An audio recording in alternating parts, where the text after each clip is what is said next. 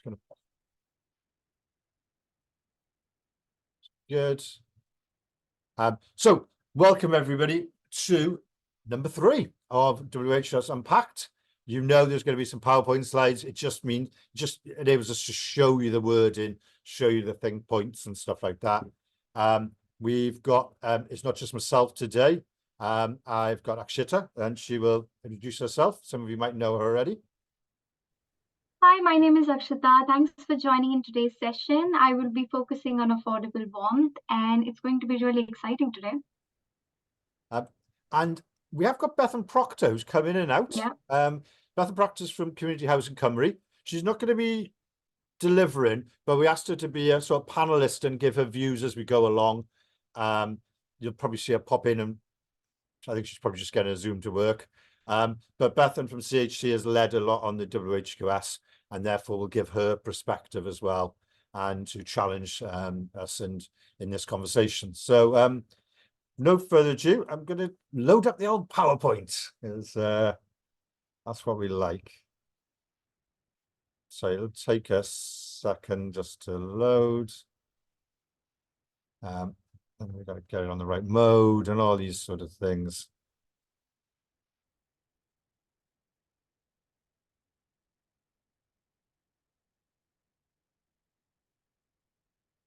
Right, I'm hoping you've got a full screen now. I can't see anybody, but is it on full screen? You're on mute? It's still opening. I can't really see anything at the moment. All right, I don't know if anyone else can. Let's have a look in the comments. Everyone see it in full screen? No. No. Okay. You might want to refresh the page because... Yeah, I'm going to start again then. Right, let's try this. Sorry about this. It's always just about getting these things to work properly. Right.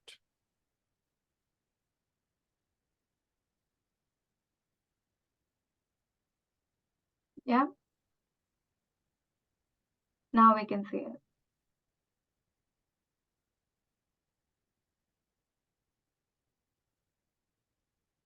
Right. Any better in full screen? We can see you now, yeah. Yeah, lovely. So, sorry about that, everybody. Welcome to WHQS Unpacked 3. I've mentioned already, I'm David Wilton. If you've been on any of these before or anything to do with TPAS, you probably know. But if anyone wants to contact me afterwards, there's my email address. You'll find me on social media and stuff like that. So, and Akshita, I think she's introduced herself already. There's her email address as well. She's our net zero lead, if anybody didn't know that. And she leads on net zero engagement and training and policy on net zero. So I do want to mention Lloyds Bank Foundation. They've been brilliant to us. They've helped sponsor this. They've helped keep the costs down. Been a lot of work we put into this in that development side. And therefore, we're really grateful to the Lloyds Bank Foundation. They work all across the UK supporting organisations, communities, and to help people overcome them. So obviously funded by Lloyds Bank, but the foundation's a separate thing. And I'm really, really grateful for their support through this series.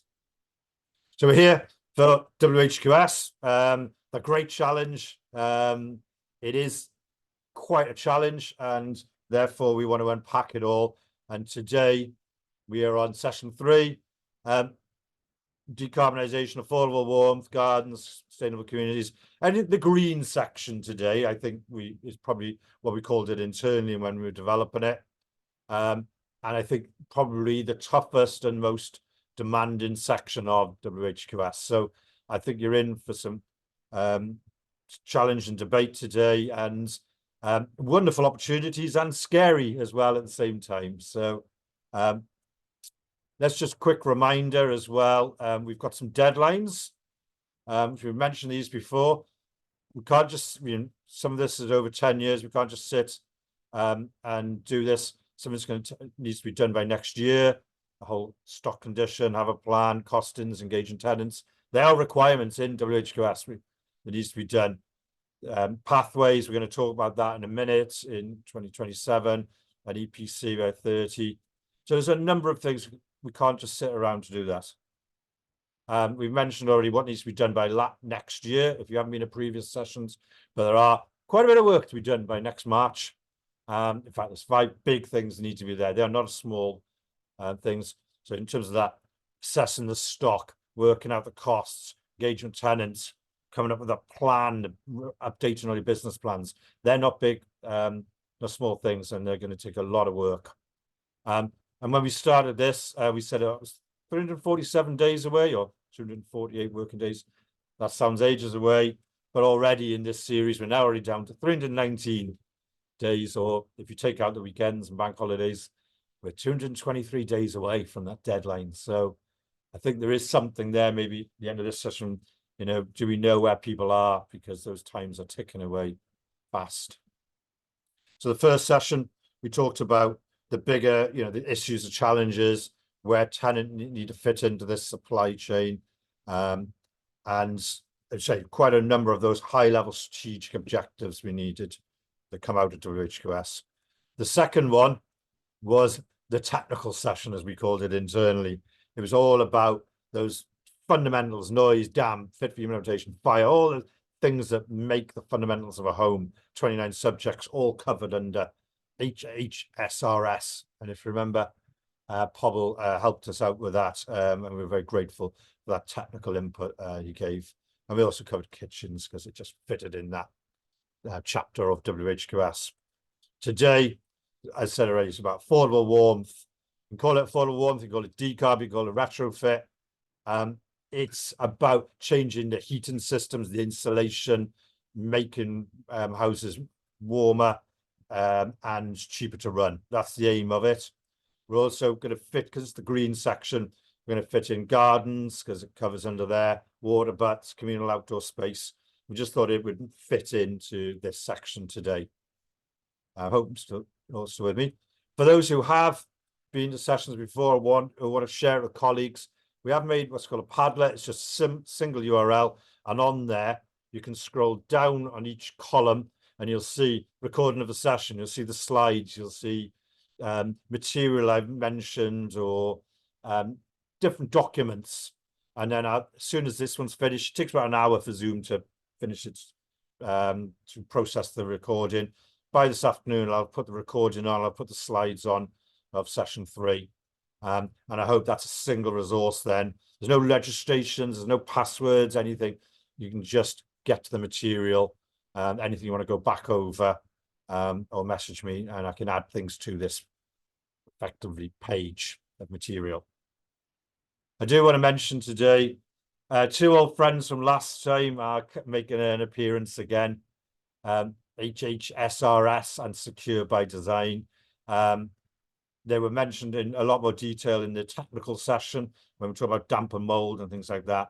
But if you weren't there, just as a reminder, Secure by Design is a police standard that they developed, and they update all the time to encourage the adoption of crime prevention measures. So certain things in the last session, doors and windows had to meet Secure by Design standards. And when we go into gardens and things like this, sheds and everything else today, that will also, some of those requirements are covered by Secure by Design. It's, as I say, it's a standard that keeps updating, and therefore landlords are going to have to keep an eye on those updates as it goes through. And HHSRS, let me just say that, was a big feature last time, and it will pop up again today when we're looking at assessment of what is classed as satisfactory, what is classed as acceptable or ideal. WHQS talks about. Again, it's going to pop up today. So we didn't manage to shake that one off from session 2. The guidelines and everything else is on that Padlet. There's a bit more information about it if you did miss session 2. So today we're going to talk about affordable warmth, and I think actually just going to do some of these first slides. So over to you. Hopefully you can move them on. Yeah. So just as David mentioned, this session on WHQS Unpacked would focus on affordable warmth, building those communities, water butts, and those gardens. I will quickly focus on what affordable warmth really talks about in the WHQS. I can just move the slides, yes. Just a quick reminder, affordable warmth is all about EPC in the WHQS, and so it's equally important to have a quick revision on what is an EPC. It's an energy performance certificate. I'd like to say it as a report card, giving you an idea of how much energy efficient is your home and how much would it cost to heat and light. So A is the best, it's the best efficient or the maximum, and G is the least efficient, which nobody would really want. It's not even mentioned in the WHQS, which says that EPC A and C are really the targets. Going forward, what does WHQS say then in terms of the affordable warmth? It says that the homes must be affordable to heat, have minimal environmental impact. Now, that is important because going forward, not only the homes should be affordable to heat, but at the same time, the environment impact should be really something to be looked for. It should also be resilient against the climate change. This includes having economical, programmable heating systems and achieving those specific energy standards. There's also a lot being talked on affordable warmth recently, but lots of questions on what it really means.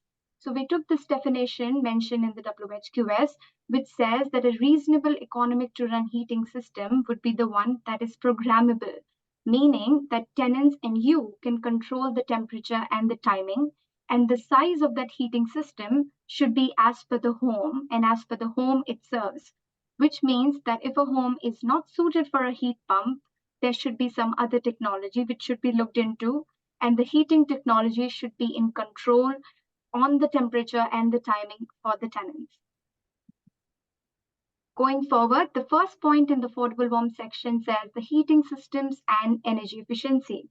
This says that the landlords must ensure that the homes have heating systems that are economical to run and comfortably heat the entire home. Now, these are some concerns which were also mentioned by the tenants in the past, that not the entire home is being warm enough. It's also important to note that the room in which a person or a tenant spends most of their time should be warm enough.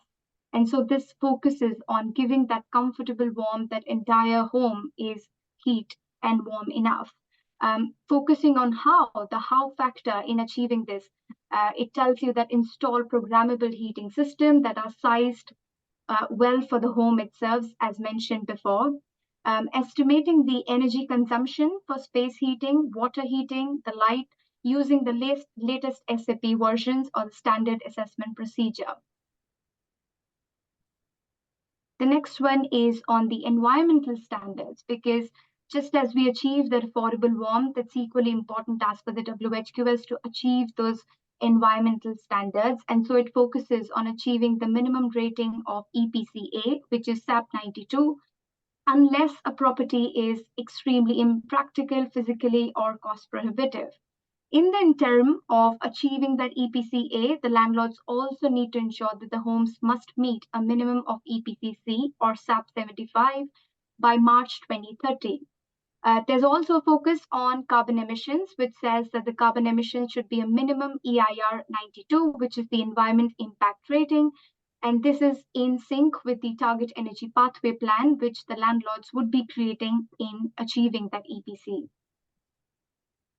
The next is very important because this is something which was focused and mentioned in the draft consultation for WHQS. It said that EPC-A would have to be met by the landlords by 2033. However, it is very important to note that in the October version of the WHQS, this was taken away, and this is what was mentioned. It was mentioned that the landlords must assess the condition of their homes, produce an energy pathway plan, and explain what can be done to achieve that EPC-A. So in simple terms, this deadline of 2033 has been removed, and the landlords in the meanwhile have to create an energy pathway plan. And this was also one of the most challenging but ambitious thing which was in the 4 nations. So now just going back quickly to tell you what's mentioned now in the WHQS, it's EPC-C by March 2030 now.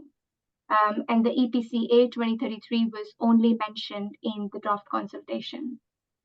For me, it was a real disappointment. I get it because there was lots of, was it ever achievable? A lot of people, they did the assessments and went, we'll never get to EPC-A by 2033. But what we've left with now is, I personally feel a little bit vague now as to well, when does it need to be done by, or how? Maybe there'll be people here who've got their own comments on it, but I think it's one of the tenant challenges back to the landlord as to what does this mean now that you've got to get to EPCA, but there isn't actually a date, and you just have to have a pathway to get there. I know that sounds much more practical, but I don't like ambiguous stuff on a personal level. So we'll see.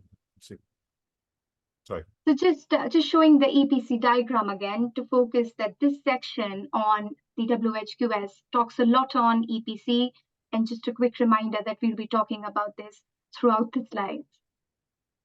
So just now on the whole home survey, why are we talking about it? Because there is something about it in the WHQS, but it's something which a lot of people aren't really clear about. So we took this definition from Titarian Tenant Information Pack, and this simplifies it really pretty much. It says that a whole home survey is a survey which is carried out on your home in order to identify how much energy efficient it is, or to identify the current level of energy efficiency. It then tells you what changes could then be made to improve that efficiency of your home. Now, just a quick note that if you've got something like this, an information pack, if you've worked on something similar, some literature which we could store, which we could share, which everybody on this session can make use of, please feel free to share. Or if you want this, please feel free to email me, because it's all about just sharing those good practices and learning throughout this journey. So yeah, coming back to what WHQS says in the whole stock assessment, it says that the landlords will have to conduct a whole stock assessment for all the homes, and then proceeding develop a target energy pathway plan that aims towards achieving that energy efficiency. This pathway plan essentially would just be understanding what your home demands, what kind of heating energy efficiency should be placed, understanding what kind of technology would work well for you, what kind of things need to be done. Is it fabric first? Are those the windows, the concern, and other things? And this really is important because it considers that each home is unique and each individual needs that tailored solution. In terms of how factor for this point, it focuses on fabric measures to improve the building energy efficiency. The deadline for this is in sync with the target energy pathway plan, which must be completed by March 2027. The next up is ventilation. Now, this is something which in the recent times to me has become the most important factor in net zero, because a lot has been talked on affordable warmth, building that affordable warmth in home, giving that warmth to all the tenants. But equally, it is important to have that air quality and also mention the affordable cooling factor, because as much as we are tightening and building those homes well, we're also taking away that ventilation part. So the WHQS very rightfully mentions ensuring that adequate ventilation in homes should be put in place, especially in kitchens and bathrooms, understanding those condensation. In the recent times, we've also heard a lot of complaints that there's been lack of education in terms of understanding when do you open the windows. I've been told by my landlord that my window should not be opened in the cooling factor, like in the winters. But I seem to question, when I use the kitchen in longer hours, I should be opening it because the air quality would be unhealthy. It would be actually poisonous for me. So there needs to be mechanical ventilation systems in place as per the WHQS. There is also a deadline which is ongoing, indicating a commitment to upgrading those ventilation systems as needed. There were also some thin points which David and I sort of felt really closely when we were reading the WHQS. And it's also, it focuses on that it's not enough to just install and, just tick a box. But it's equally important to sort of give that tenant confidence, because affordable cooling and affordable warmth both are equally important. And this confidence is lacking and is something which we felt really personally in the recent times. And so there needs to be education. The sector needs to understand that new tenancy needs new education. Ventilation is something which needs to be really taken seriously. Yeah, the sector hasn't always had this right in the past, mechanical ventilation. There's probably tenants here from ADRA, from Travalis. I monitor a lot of chat sites. People really unclear, unhappy, or unsure about how these things, some of these mechanical heat recovery systems work. And I think we do need some re-education. I also, when I monitor chat sites, people have moved in later, you know, after it's been installed. So it's been a void, someone else has come in. No one's explained to them how it works and stuff, or how to use it correctly. I do think this is one where, like I say, it's not enough just to install and tick a box and go, we're compliant. Because I've seen chat sites where people are blocking them up, disabling them, working out how to effectively remove, disable and stop them working. So yeah, a lot more education needed on that subject. And I think this is exactly where there's so much being talked on affordable cooling and the house is getting too warm, especially with the coming month when we will see more heat going in our homes. Now, going forward, before we sort of speak on smart meters, which is again mentioned in the WHQS, I'd like to sort of go back and take you on what tenants had to say on our recent tenant pulse.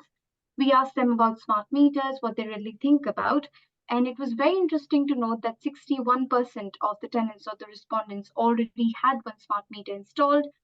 7% welcomed the idea of installing a smart meter.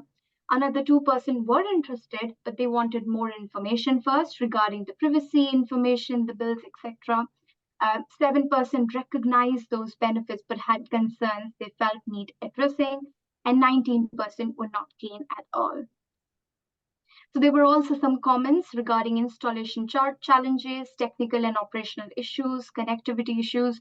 But for me, the bottom line was somebody saying, I have a smart meter. Unfortunately, I do not understand how it works. And that to me was just the heart of all the comments, because a lot of people, just as you can see, 61% people had already a smart meter installed. But if you look at the comments we had, it just gives you a proper sense that people don't really have a clarity on what it does, how it works. And so the tenants are not able to use it properly and take out the full benefit. And that really just gives out a factor of needing more education to have those smart meters in the right places. There was also something on Wi-Fi, which could then be correlated to the digital connectivity, again mentioned in the WHQS. But going forward, we will look into this very closely and perhaps work on a session where we could sort of see how much smart meter can be utilized and what is it really.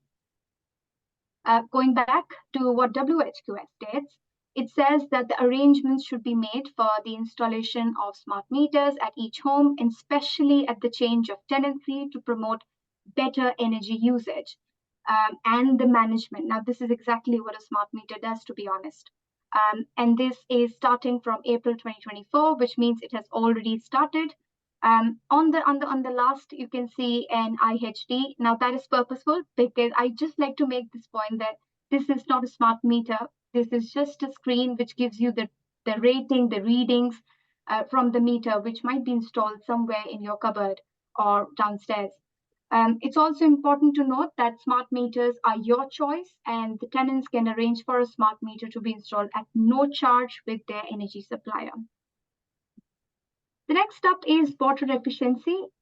We had the highest ping points for this one, so it's very interesting that WHQS mentions to improve the water efficiency and reduce the consumption to less than 110 liters per person per day, following the performance standards for water fittings and appliances, again from this April 2024. All the fittings and the appliances mentioned before should be installed with the compliance as per the water supply regulations. And just as I said, the performance standard, as you can see, there's a whole table which is mentioned in the WHQS, ranging from the kitchen, shower, washing machine, and there's a lot of specification in that, which makes us wonder who understands if this is really realistic or not. And who is measuring all of this, and when is this measured? Is there a report? Can tenants see it? Do we need more education? Now, these are some points which we thought were not mentioned in the WHQS. This might be something which has already been taken into consideration by the Welsh government, but we really felt that these were things which were kind of giving a sense that they're not realistic enough, and these were just numbers which we were unable to understand. At least I was not able to understand them properly. So just the last slide from my side in terms of affordable warmth, a quick look at the deadlines we have going forward. EPCC, which is SAP 75 by March 2030, whole stock assessment and the target energy pathway plan by March 2027, and the smart meters and water efficiency from April 2024 onwards. Next up is reminder, which will be David. Yes, sorry, I was just trying to answer something on the chat. Sorry, my fault. So it's quite a bit there that we've run through, you know, in terms of the targets, water efficiency. I don't fully understand the water efficiency. I've reread them, read them, talked to people. And I think there is an issue there for tenants, which is, how do I even know if that standard's even realistic? How do I think it's more than just energy saving shower heads. It's about how you use water and stuff like that. But I wanted to quickly remind people, as we go, as landlords, if you're a landlord out there working on these technical assessments, talking about home surveys and pathways and all these complicated terms, good work, really good work. WHQS in chapter 3, page 36, was very, very clear in this section that tenant engagement is required and is essential, and it is part of that requirement of this section. So tenants got to be encouraged to be involved in any decisions that affect the community, the environment. Tenants are expected to show how the program was developed, how their views have influenced the program. You know, yes, it leaves it open. WHQS leaves it open for each landlord and tenant organizations to work together in their own way. It's not an exact process to find, but I just wanted to get that reminder in. It's a requirement. We're going to be calling people on it. We're going to be asking tenant groups to look at their land, what the people are going to put in their submissions when they have to put these deadlines in and put submissions in for WHQS.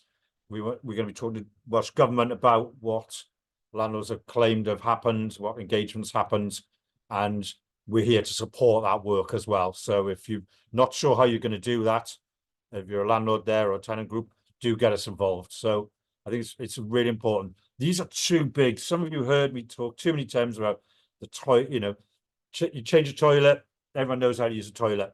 These are big changing things to homes, how you use your home, how you heat your home, when you use your electricity, when you put your washing machine on. All these sort of things are going to change dramatically, and we need that tenant engagement and an experience all the way through.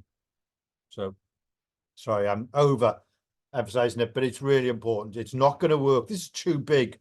We're talking about billions of pounds. It's too big a problem to not do it with tenants and co-design and co-produce and feedback and learn from tenant experience. Sorry, I just got slides on. So out of that section, I think there were 3 big think points. There's a millions. This is probably, this section out of all of them, I've got the most think points, I think, or discussions or things that need to be engaged with tenants. Previous on the fire risks, there's only so much a tenant group can, you know, get involved in scrutinized fire risk assessments, because we're not qualified, are we? None of us are, to do fire risk assessments and things like that. So I think this is the unpacked session that has the most, how is tenants' voice working in this? So in the first one, the whole stock assessments, I put on chat, you know, has anyone had one yet? I know these are happening, but they need to be done, these whole stock assessments, and producing energy pathways, as actually just talked about. Who's doing that? How's it being tracked? How do tenant groups tracking how far these have happened? What lessons have we learned so far? You know, what are the assessments considering who lives in that house? This is really important to me. I've seen some people saying, oh, we're going to do these assessments via a computer model that will look at the house, you know, the history of it, the fabric, and it'll produce an assessment and a pathway. It has no factor in, and those computer models do not factor in those people living in that home. And that really does grate me a little bit. So how the assessment's being considered and how the people living in those homes have been factored in there. Can tenants see theirs, you know, once it's been done? I get a bit of a mixed view from landlords on that. Some are like, oh yeah. Some are like, no, it's a working document and things like that. But I think it's a valid question. Is somebody's assessed your home and is producing a energy pathway to go forward for it? What needs to be done to that home? Why can't you see it? And it also goes back to scrutiny. Where tenants are able to scrutinize this work, how it's going, what people are saying, what tenants are saying about when people come into their home. It takes about 2 hours or so for an expert person to do the assessment of your home, how tenants feeling about it, what lessons can be learned, so we can improve as it goes on. Because for some landlords, that's thousands of homes need to be done, and therefore, tenant feedback, tenant scrutiny is essential so that it goes and improves as the program goes on. The other thing point there, EPCC by March 2030. For some landlords, that's not a big challenge. For some, it's a massive challenge. It all depends on the age of the stock, the type of homes, stock transfer ones, and councils have often got a lot of older properties. And there's some newer housing associations that have actually been told one landlord's already got their entire stock at EPCC just because they're newer homes. That's the nature of who they were. So where's the tenant engagement in that roadmap? Who's scrutinizing the feedback as we're doing the fabric work? As it's great getting homes to EPCC. This is not just about data on consumption, but it's also experience. That doesn't make sense, that sentence. I've just realized I wrote that last night. Sorry. Who's scrutinizing tenant feedback, not just data? All right, I'll take that out and improve it before I upload them. And it goes back to that EPCA. What does it mean now? I was hoping Beth would be here now, because what does it mean? Before it had a hard deadline. Okay, probably wasn't a realistic deadline. And I understand why Welsh Government moved, but they've just left it a bit open for my liking. And I'm not going to overemphasize that. I've said it already, but I think that's one of the thing points is, what does that mean for each landlord, tenant group? What is my pathway? How long is that going to take before I get EPCA, get affordable warmth, getting close to very, very low bills, it gets rid of fuel poverty. These are big, ambitious, wonderful objectives. But how long is your home going to take? How long is a landlord going to take to do all that? There's also some more think points on this, which is about programmable heating systems, how are tenants going to understand that? What do tenants have a say, or should they test some things and give their views on which is the most easy to understand? There's a lot of people vying out there. A lot of manufacturers got a lot of solutions, and the tenant experience, I think, is just as important to procurement people working out how they can buy it as cheaply as possible. The programmable heating systems as well. I think it was in the chat. If somebody doesn't understand, what a smart meter is, how are they going to understand how to program, heating systems, economical run? You've got these things there. And the last bit, I think, almost deserves I think this might be a spin-off session.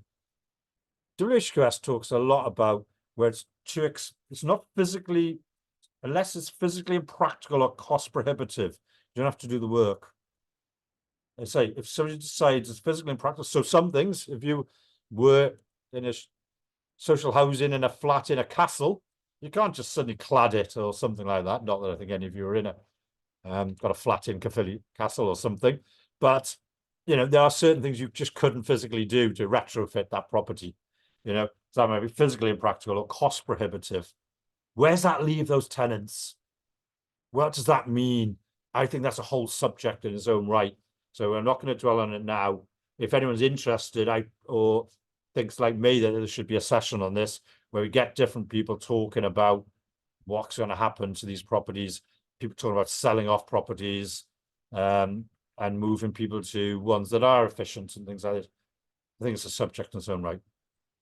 So let's move on. I'm not going to take too long on these ones because I'd rather get some discussion going. But I did want to, the garden is so important. We've been doing Pulse now for a number of years, and you saw probably all yourselves, lockdown came along, and the change in how people viewed their garden became quite dramatic. Suddenly, people who are out work all day, suddenly we're having to spend time in the gardens and notice the fences were broken. They were soggy or waterlogged and all sorts. Gardens became much more important to people. And I think that's remained since. We're seeing more people grow stuff. We're seeing more people recycle stuff in the garden, composting, things like that. So WHQS has got a section on gardens, as you would expect. And what does it say? It says in section 7 there, the aim is homes must have a suitable garden. Classic Welsh Government talk, suitable. What does that mean? That's the question, isn't it? And it does go into detail. So this is where our friend HHSRS pops up again. And how do we measure if it's suitable? Well, there is a technical standard for it. Somebody can do an assessment against a number of guidelines, and it works out the risk of the issues, garden fences, trip hazards, all this sort of stuff. And it works out if that is ideal or not. I think ideal is the word that's often used in HHSRS. But there's a couple of factors there. Suitable has to factor in the occupants. If you've got children, you've got pets, things like that, is the fencing suitable? Is the garden suitable? Is the risks different if you've got children in there? So suitable has to factor in the occupants, and that's part of those guidelines. And the age and dwelling is also a factor. And this is quite important for Wales, the age and the type of dwelling, because not everybody can have an award-winning, garden. I've got the world's smallest garden. It is a tiny piece of concrete. You really couldn't, I wouldn't like to try and swing a cat, but I reckon you couldn't swing a cat in my garden because it's the age and the type of dwelling it is. It's in a town centre, it's not designed to have a big garden. But it does say the ideal, what we're looking for is an external level space no smaller than 10 meters square. It should be level. If it can't be level, then it talks about splits and things like this. It must be directly accessible, either without leaving the boundaries, without leaving the home's plot boundaries. That gets a bit more interesting in flats. We were at one Newport recently where they made some individual gardens and they made a real nice job of it. It wasn't directly straight out your door, but it was in the plot of the grounds of the development there. And paths to step might be maybe considered. I mentioned this level thing because I wanted to put a picture in just to make it a bit more interesting. Google clearly has never been to Wales when I Googled steep garden, because that ain't a steep garden for some parts of Wales. If you haven't been to Trebanos, Pontardawe, Bedlinog, anywhere, they are terraced houses built on the side of, I don't know how they even built them, but my sister-in-law in Trebanos, you need crampons and ropes to get to the top of her garden, the way it's been built into the side of the valley. So clearly Google's not been to Wales when it wants to catalogue pictures of steep gardens. They ain't steep in Welsh terms. It carries on in 3B, should have paved access from the home to any garden gates. Don't know if that's something. Think about your own garden there. Have you got paved access from your home to the garden gate? There should be paved access from the home to a drying line if present. And that if one is present is really important, because the relationship doesn't say, it's a bit vague for my liking on drying lines, but it says there must be paved access to the gate and the drying line if there is one there. That makes sense. And the outdoor space must be easy to maintain and safe. Again, it gives a bit more detail here about what it means by easy to maintain and safe. And this is where secure by design pops up and says the outdoor space, it's like a catch-all, whilst it does give some guidance here, suitable for young children, easy to maintain, things like that. Boundaries must be suitable for children leaving the garden, stop and prevent them leaving the garden. It catches it all at the end with secure by design. And I think I mentioned in the last session, if we want to have a conversation about secure by design, then I think we could probably find somebody to talk about it and what does that actually mean. So yeah. And when I was reading it, I noticed there was something else about gardens, but in another section of WHQS, so I thought I'd better put it into the gardens section here. It just said homes must have clearly identifiable and definable boundaries. I would hope that's the case anyway, but WHQS does mention it in 6F, which is not the garden section. It's talking wider about boundaries, and it just says you're there. Definable boundaries, clear naming, numbering structures, things like that. I would hope that's a fairly easy tick box for most people. I suspect it affects more new builds than anything. So there are some think points here. I'm not going to go through them because we probably want to talk more about the EPCs and everything else. But, you know, security by design, I mentioned already. Should we get a session on that? It's up to you. You're our members. You're our supporters. If you feel like we can arrange it. External drying lines are they're actually very much encouraged in WHQS, but it doesn't say they're mandatory. And I think that's a landlord tenant discussion as to what's your interpretation of this, what's the practicalities of lines, because we've run tenant networks where people really like drying lines. They actually prefer the old school ones, you know, the two sort of scaffold pipes with the old pulley and rope in between, rather than some of the rotary ones. You know, some of those have stood for 30, 40 years, those traditional clotheslines. But again, it's not mandatory, but it's very much encouraged. So I think that's where that WHQS is a little bit unclear. And there are a number of requirements, let's say, to do compliant gardens. Is that the same person who's doing the whole home assessment? You know, is that the same person who also does the garden assessments as well? And again, that same question about the whole home. Can the tenant see the assessment? You know? So water butts, I just want to quickly cover that, and I think there's not much more then. I just want to mention before we look at the requirements, we polled people recently on this in Tenant Pulse, and actually there was huge support for water butts. I say 72% straight out. Yeah, I'd like to have one. I support the idea, or I think it's a good idea. Only 9% were against. And then there was this sort of middle section of people who were supportive of the idea, but didn't have the space, or there was something practical reason why it wasn't quite that convenient or supportive. And then there was a few people who had asked questions, commented about more like, well, in a shared scheme, somebody else will probably take the water, or I don't really want to be doing that, you know, with my neighbors sharing one and things like this. A couple of people talk about health and physical limitations as well, which we'll talk about in a second. So there is support for water butts from tenants. This was across social housing, especially, were much more supportive. The more older generation were more supportive. Even then, the numbers went up into the 80s, 90s. Private rental sector, if you're not familiar with acronyms, sorry, I shouldn't have put that in there.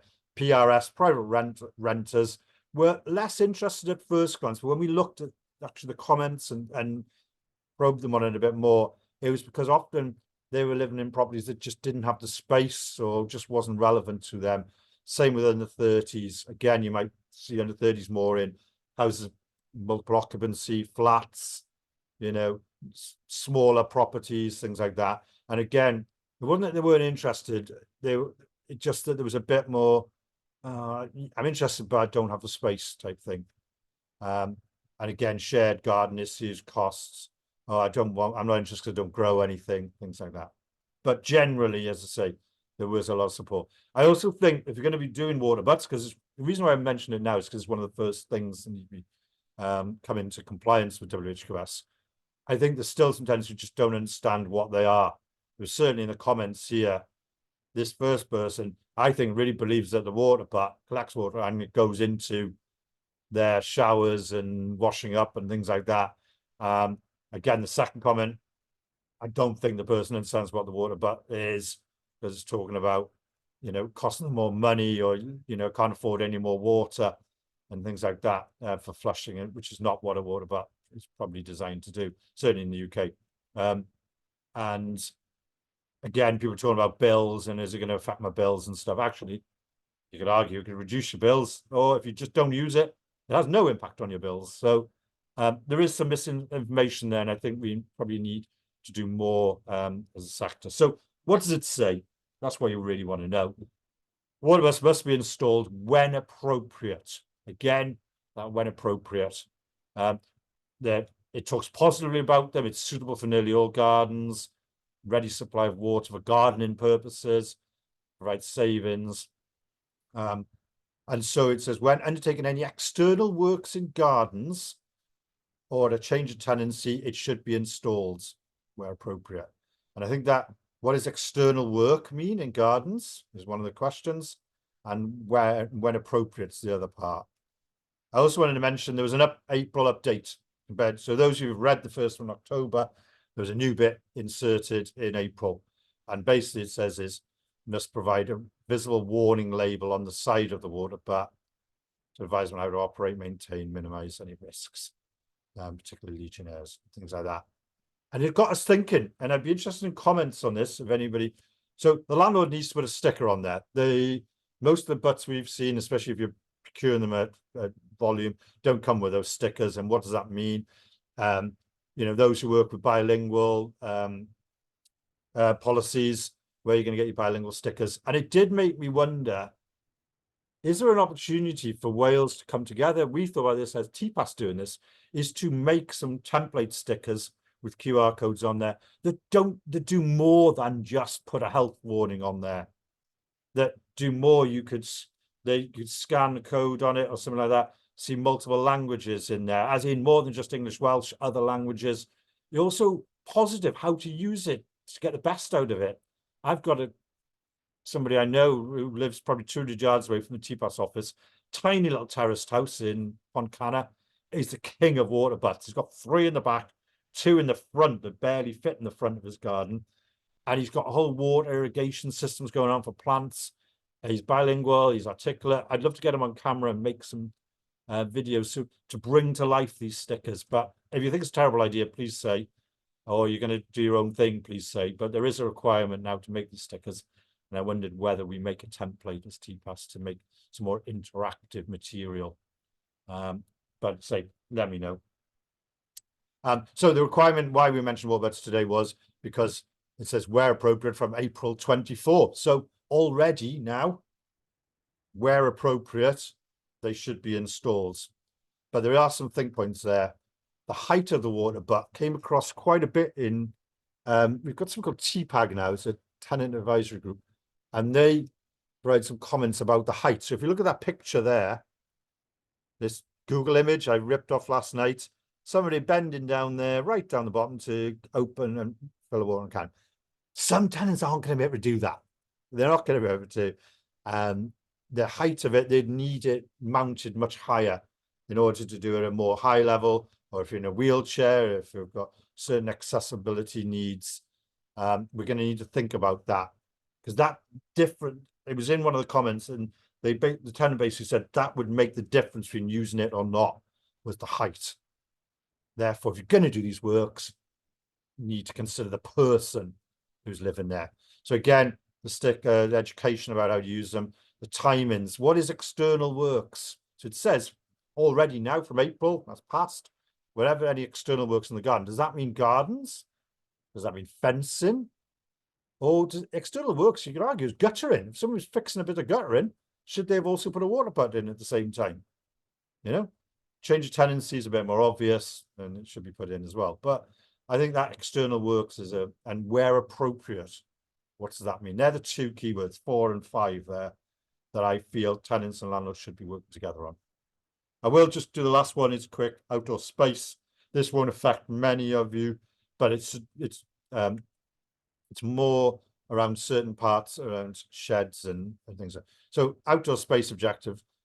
Homes must have an attractive and practical outside space.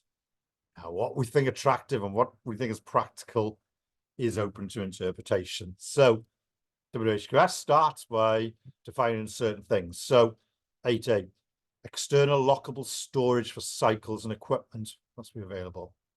Now, tenants must have a robust and lockable external store.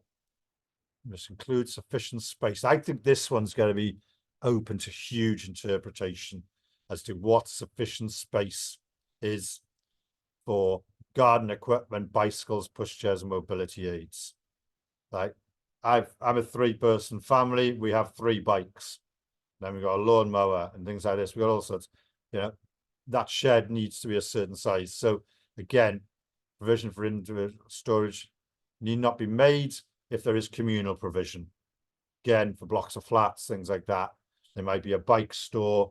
We were at a property, weren't we, actually last week or a couple of weeks ago in Cardiff community, where they've made a lockable internal, very nice bike store. You don't need to provide one individually then, So it goes back to the type of property and provision, location in consultation with tenants to reflect tenant needs. So again, a WHQS requirements, I think that's going to be open to a lot of interpretation, and this is where we need that tenant conversation to happen. The next one is not a mandatory one, and this goes back to landlords who've got communal spaces, more informal areas. So should be adequate, practical, maintainable, safe community space. Again, it talks about a bit more about in the detail of what that means, but it's not a formal assessment. They've got to put a comment on it in the WHQS assessments, explanatory statements, things like that, but it's not a formal measure. But there is an objective there to make outdoor exercise benches and allow residents to enjoy the fresh air. I think this is more around either communal blocks or landlords who've got like stock transfers, estates, things like that, and it leads on then, again, biodiversity opportunities, landlords who own verges, parks, grounds, open green spaces, probably your local authorities and your stock transfers. They're the people who own much more traditional estates, where you've got verges, parks, grounds, open spaces. I seem to remember Valley Coast telling me they owned a statue as well. It came with the stock transfer of that estate. So again, biodiversity in there. There's a lot. There is an actual, I won't show you this whole slide. WHQS does go into a lot more detail about it, but it is won't be formally measured. It's just for those, they've got this work to be done. But it does talk about working with community groups, volunteers, things like that, provide opportunities. It does talk about different things. Some of them are fairly standard, what we've been doing, wildflowers, things like that. Hedgehog highways, I think, will be a great benefit, but also controversial. People like fences, very secure, things like this. So that was it in terms of the formal stuff in WHQS. I've mentioned already scuba design, if you want to do anything like that. The tenant inspection groups or scrutiny panels, they'll need to be trained. They need focus, and to help them focus on the measurements, on subjects they can influence. We can work with you on that, and we want to. I'll come off the slides in a minute. I just want to remind you, next session, truthfully, number 4 is almost the mop-up of all the things that weren't in the first 3. So there's stuff around digital community, flooring, a really important one. I missed bathrooms. We couldn't fit it into number 2. So bathrooms is going to go in there. It's a mix of lots of other bits that just don't necessarily fit the first 3 sessions. And Akshita, I think you want to mention Net Zero Week. So up next, we've got Net Zero Week in June, 17th to 21st of June. It's a week full of knowledge and very simple learning through 9 sessions, ranging from retrofit, case studies, if you're keen to know about green skills, how you could perhaps get a job in sustainability and net zero, which also pays you well. You could perhaps join us for the Net Zero Week. We've got lots of speakers ranging from Julie James Minister. We've got lots of staff from Welsh Government, lots of housing staff telling you what innovative finance models they've been using. So do join us for this week. We've also got, I'm really excited. You might not know who this person is, right? If you're in this session. I am so excited we've managed to get him. Dr. Jan is a serious, he advises like European Parliament, he advises Westminster. You'll see him speaking at some of the biggest environmental events in the world. He is a serious thinker, serious speaker, and we've got him coming to Net Zero Week, We're not even paying him as well. It's incredible. He's got PhDs from Oxford. He's got masters in all sorts of stuff from Strasbourg and everything. He's a big thinker, and he's going to be doing one of the sessions in Net Zero Week. So do come to that. He's one of the world's thinkers in net zero and housing, especially, and decarbonisation. So yeah, there's a number of things there over the week. We'll put a link in the chat if we haven't already. So do check it out. And I also want to mention, I will update Padlet this afternoon once Zoom finishes the video, the slides, all the material you want is on there. Or if you want to go back over anything, I know people have, because the recordings have been played back quite a few times now. So let's discuss. I know we've rattled through stuff there. There's quite a bit of material. And I think David, Zana raised his hand in the starting of the conversation. I think we missed it. Right. So, because it's a webinar, it's a bit difficult, but I'll try. Let's see if I can give you the opportunity to speak. I've just got to... Where have you gone? I've just done allowed to talk. I think... Donna, do you want to say something? Yeah, he's on. Hi Yeah, there. Hi. It must have been by mistake. I'm sorry. Yeah, I didn't mean to say anything. Oh, right. Okay, that's fine. That's fine. Okay, right. We'll. Thank you. No problem. So there were lots of chats as well regarding the community gardens, the need for CCTV in the storage. So yeah, lots of chats there. Okay. So yeah. So Vicky, I'm working from the bottom up. I know that's the wrong way. It's just the way Zoom show me it. Vicky, in terms of the Padlet, we'll put that in now. Can you do that, actually? There you go. Right, it's in. Job done. Right, Claire. Affordability run of a tumble dryer was raised at the same meeting yesterday on attendance. It's a good point. So as we move to new environmental standards, some people might have solar panels on the roof as we go to try and get to EPCA. They might have ways, once we also have more insulated homes with electric systems, we know that electrics will probably change in time. If some of you have seen the dynamic pricing that exist with solutions like Octopus. So there might be times where you put your tumble dryer on, you might have solar panels feeding it, or you might have electric really, really cheap at certain times of the day. But it comes at a cost. We were with Taff the other day, and I was saying, you know, in the future, you could probably put your tumble dryer on for very, very little at 3 in the morning.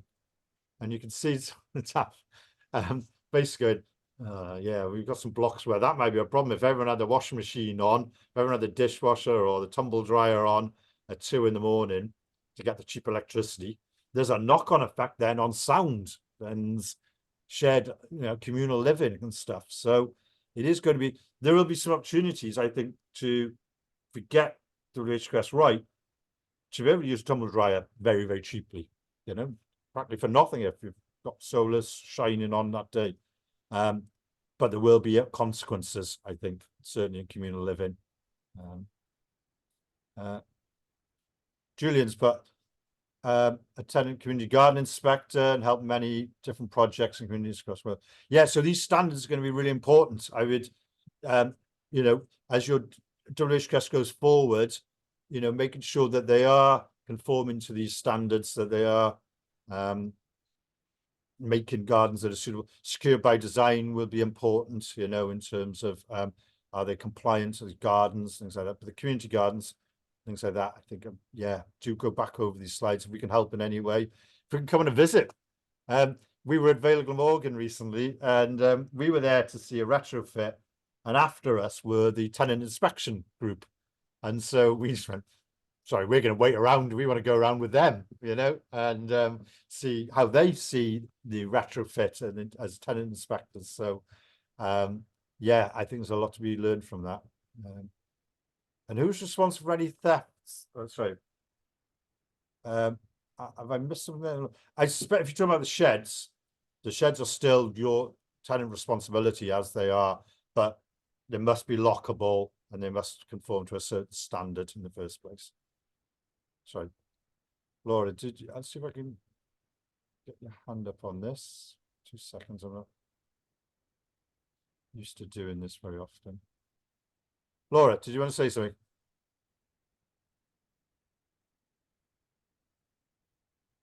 Could be Laura if you want. But, Oh, yeah, Laura, Um, right. Yeah, yeah.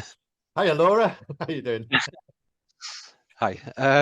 Right. In regards to the storage sheds, say for example, I'd imagine they need sort of inspections to ensure that they're still meeting that standard, etc. And should some, vandalism, thefts, etc., happen within them storage units, and they're not inspected and they're not up to Yeah.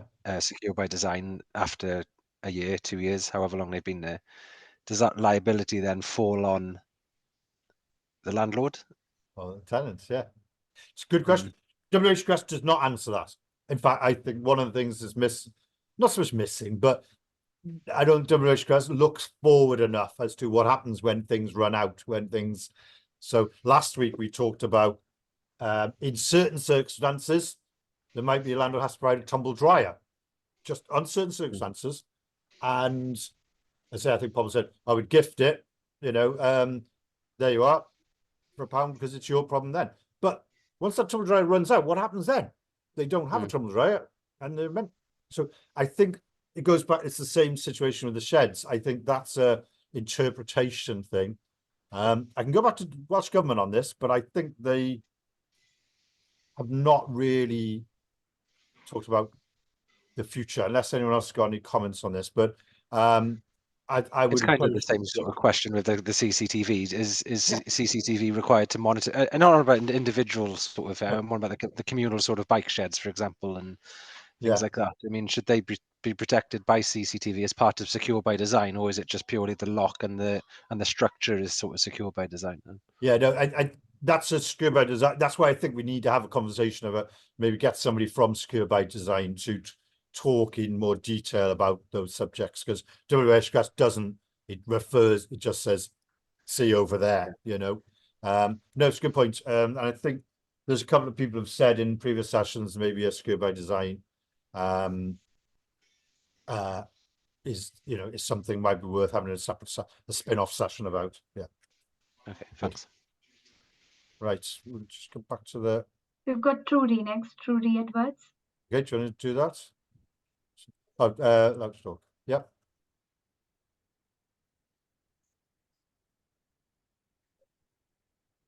Judy. There's no mention anywhere about what the decibel level is for noise now regarding saws, lawnmowers, etc. There's a lot of talk about outside space, but there's no actual guidance on how loud the noise is allowed to be. WHQS does a lot of definitions of noise within the home. That was in the previous session, and that's assessed under HSHRS. I didn't recall seeing anything in the gardens section about noise. No, you're right. I don't know whether it'd be covered under the assessment though. There's a technical assessment for gardens and whether they've got enough soundproofing on there. It's a very good question. I'm going to write this down. I know the decibel level has dropped to what it was. What is allowed? I think it's 80 now. Right. Okay. Could be 75 actually decibels. I'm just wondering how they're going to get around that one. Well, I don't think everyone wants to get around it, but in terms of tackling it, no. I'll need to look. I need to consult with that fella from Pobble from last time. In terms of noise levels in gardens, I think that would be under that HSRS rather than WHQS. But I'll get back to you on that, Trudy. I'm just writing. Thank you. Notes. Thank you, David. Right. Should we go back to the chat in case I've missed? I no doubt missed anything. What was next? Where were we? Oh, so I think that was the same question that we've been talked about earlier. Do external storage compartments require CCTV? Secure by design would cover that. and we'll get somebody on that section. So Claire would put storage must not be just suitable in size, but also accessible. No charging points for the batteries. Yeah. It does talk about, suitable, appropriate for the person, so charging points for batteries, whether that's in a storage, or whether it's in a shed, where that's going to be, I think is a conversation that tenants and landlords need to have, the new builds, I think Lynn's agreeing, don't have space for a dishwasher dryer. I'm not sure that, I suppose, depends on interpretation of DQR. I'm not a DQR person in terms of new build standards, truthfully. Because you would need, the properties I've been in recently, I've seen space for dishwashers, dryers, things like that, or in a utility area. Okay, where are we? Comments. Is a WHQS toolkit planned from Welsh Government to manage and track progress? There is a lot more to come out from on this, because we were developing a checkbox for the tenant engagement side of it, as in, have you done this, have you done that? I also think we'll see expansions on this. So between the October version and the April version, there was a lot more appendix now with a lot more detail and guidance notes and best practice and things. And I think that's what they'll do. They'll update the appendices with more updates as we go along. And when that happens, we will be there to let you know that they've been updated and what it says, Kevin sounds like he developed dividing fences to the rear of properties, scuba design must be state solid construction. Cost implications will be huge. Right. Kevin, do you want to go on speak about this to people? Can I put you on allowed to speak? Don't put your hand up. I think it sounds like you've got some knowledge on this, yeah. Sorry. It's a bit fiddly, this. There we are. Kelvin, sorry, not Kevin. Sorry, I was doing too many things at once. Kelvin, you need to unmute yourself. Sorry about that. Yeah. Yeah. Garden fences you were talking about, weren't you, in the garden chat? fences, yeah. I mean, our specification for the garden fence going back to the last WHQS was that anything overlooking a public highway to the rear of a property would be 1.8 meters high timber fence. And we're having questions now about privacy in rear gardens. Now, we used to fit a 2 meter privacy panel between properties. And obviously, because of our location, we're in the valleys. Right. We've got a lot of terrace properties, and we use a chain link 1.2 meter high fence then to divide the properties from next door. Yep. We've got a lot of tenants asking us now that they would like a 1.8 meter high fence. Now, if you look at secured by design, it does say solid construction. Is that the case, or is there anywhere we can go to get advice on this so we can answer the questions that we're being asked? Yeah, no, so probably the best bet is Community Housing Cymru have got very, very good technical working groups going, so that landlords can be sharing stuff. I'm not sure what local authorities have got in terms of their groups, but certainly there is a number of, because this is a common problem. This is going to be, you're not going to be unique in this. No. So Community Housing Cymru have got technical working groups on all this. And they're doing that interpretation and posing those type of questions. So I don't know who and where in your organization who's feeding into those, but there will be somebody where you can pose that, and other people will answer how they're viewing that standard, how they're interpreting it. And that's where the missing link to me, though, is it's fine for the technical people to interpret it, but what about the tenants? Yes. Same things we talked before. We know some of the PIV stuff that passive input ventilation stuff. went in without that tenant engagement and it didn't quite work in circumstances. So it goes back to, but yeah, CHC would definitely be the best place for that. And it looks like other people are commenting on as well. We moved to concrete posts and gravel boards. Yeah. So Yeah. there will be people who can share their thoughts on this. Yeah. Okay. When we set out to do this, we knew we wouldn't be, you know, we're not the technical people, we're tenant participation. We wanted to get people aware of these things, you know. Yes. Sense. Yeah. Anybody else got any questions on this? Vic Shenton, yeah, the tenant engagement toolkit checklist. Yeah, I'm still working on that.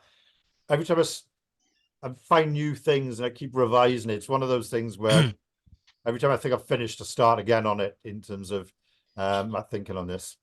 Oh, Claire, it's Amanda.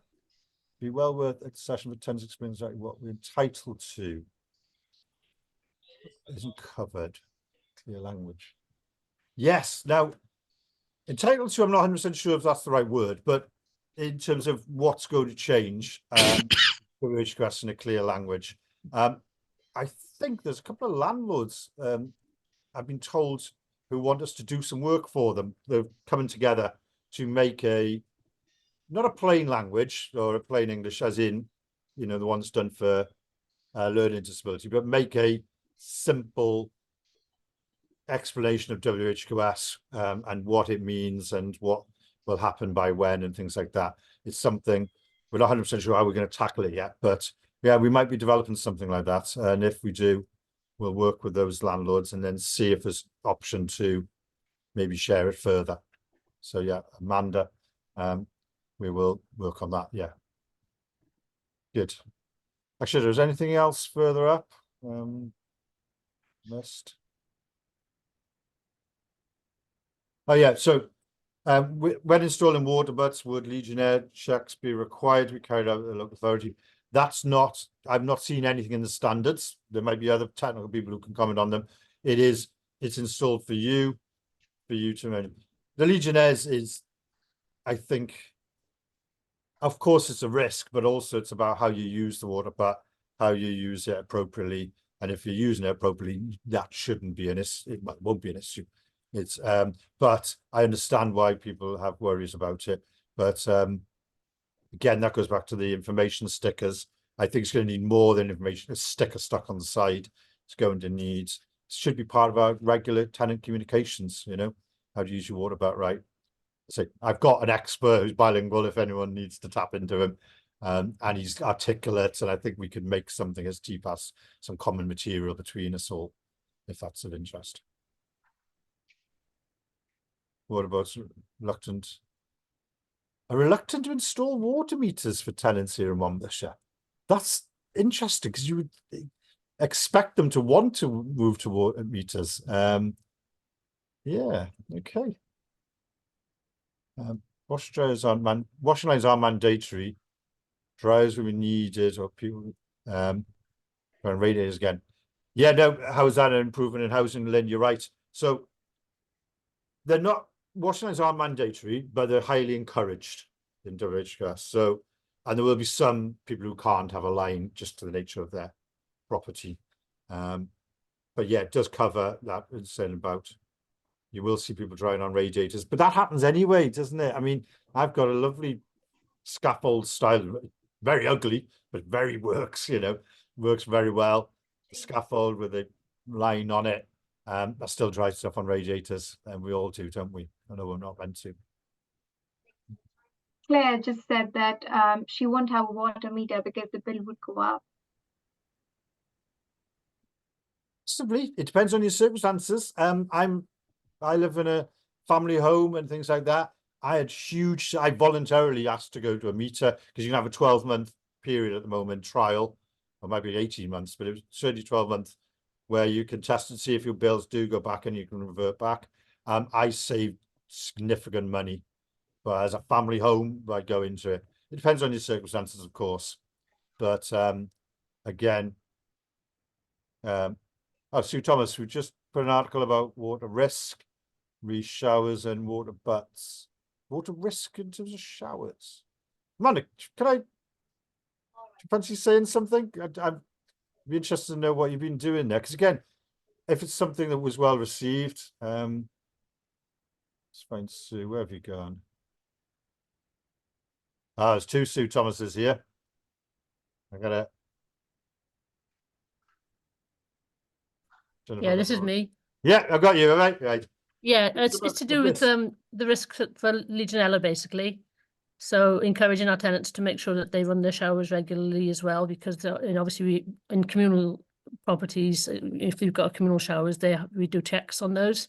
But so there's an article about potential risk for Legionella and advising people that the water in the water butts is for the garden, not for paddling pools or that sort of thing. Great, and the spray effect and things like that. No, you're right. And I that's where we're going to need. And I'd love to see that comms if you possibly send it to us. If you, I'll send you a photo of it or something. Okay. Yeah, lovely. No, we will need to develop more and more of this material. We're talking about, I don't know, 200,000, homes, whatever in Wales.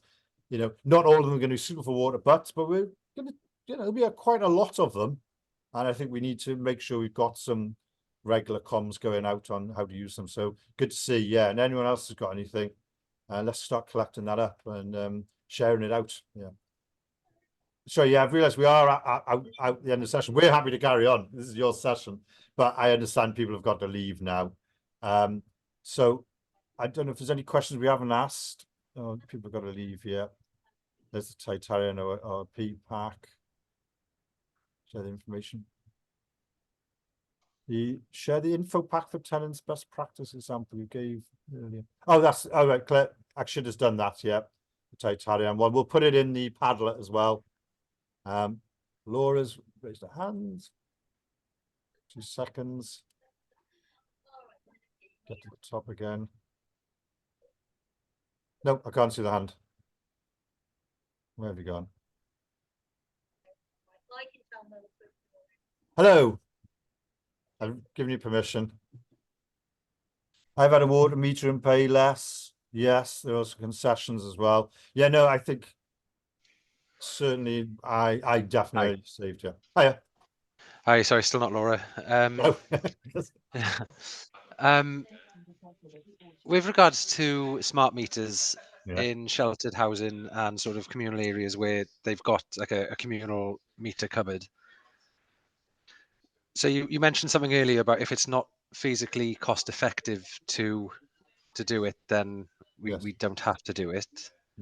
However, it's sort of contradicting the, we have to provide the infrastructure for contract holders to have a smart meter. Yep. So you can imagine some of these older communal electric rooms are not dated, they're all safe and electrically sound, but you got the old asbestos cutouts, which meter companies are refusing to pull, and then you have to involve the DNO, and then it all stems, and there's not enough room to install multi-way cutouts, and so how does that sit? No, it sits very, very complicated. WHQS is full of contradictions. It wasn't intended to, but there is going to be the nature of, you've got requirement over there and requirement over here. Yeah, I don't know how you're going to solve it, truthfully, because also we need smart meters for some of the more innovative solutions as well. If we're going to start putting things like PV and tenant rebates on feed-in, not in feed-in tariff as we used to know it, but surplus going through Octopus and getting a rebate back. We're going to need smart meters to do a lot of the heavy lifting or tracking of these things. So it is going to be a challenge, and I think we're going to have to see some movement from the providers, because we're not going to be able to move forward as a society without smart meters. So I don't envy that. I don't know what the solution is going to be, truthfully, because we need to do it. Okay. Sorry. We've got a question from Vicky Shenton as well, David. She's asking about the minimum tenant engagement requirement and how do we sort of engage with the tenants effectively? Is there like a percentage mentioned by the Welsh government or something like that? No, so rightly so. The Welsh Government never defines what suitable tenant engagement is. You've just got to report on it, and they will judge you on that. So minimum level, I don't know what that is, because it depends on minimum. I think it's a multi-tiered approach. There are some people who just want to be kept informed. So you've shown that you've demonstrated that you've, educated, that people have had information, tenant magazines, as Sue said, things like that. There'll be some who then you want to engage with and develop and co-design stuff with, co-design solutions. And then there's a listening level as well. So I've got a model, it's called the 4 pillars of engagement. There's lots of them around at the moment. I might put that on the Padlet, because it talks about where you've got data and you're listening and you're reacting. So when people have had home surveys, you've asked them how they've got on with it. What do they think? That type of engagement then is more quantitative, and you can demonstrate that you've listened to what people have said, but you might want to then have a smaller group to do more qualitative type co-design work. So yeah, I can put the 4 pillars on there, or maybe again, this is part of spin-offs. If we think there's a spin-off session on tenant engagement with all this, then yeah, let's do it. Even if it's just me, you and me, Vicky, me, Vicky, and one other. Let's do it. Yeah, good. So Claire's put the guidelines are great, but nothing formal to stick to. No mention of adaptations. No, adaptations, I think, is covered under a different set of standards in terms of WHQS doesn't go into adaptations on this, charging points as well. Okay, I know I could carry on, but I'm sure you all want to leave. So yeah, I'll put the 4 pillars on the Padlet as well. Yeah, and I'm more happy again to do something as a spin-off on that, if somebody wants it. Good. Should we close the session? I'm just conscious of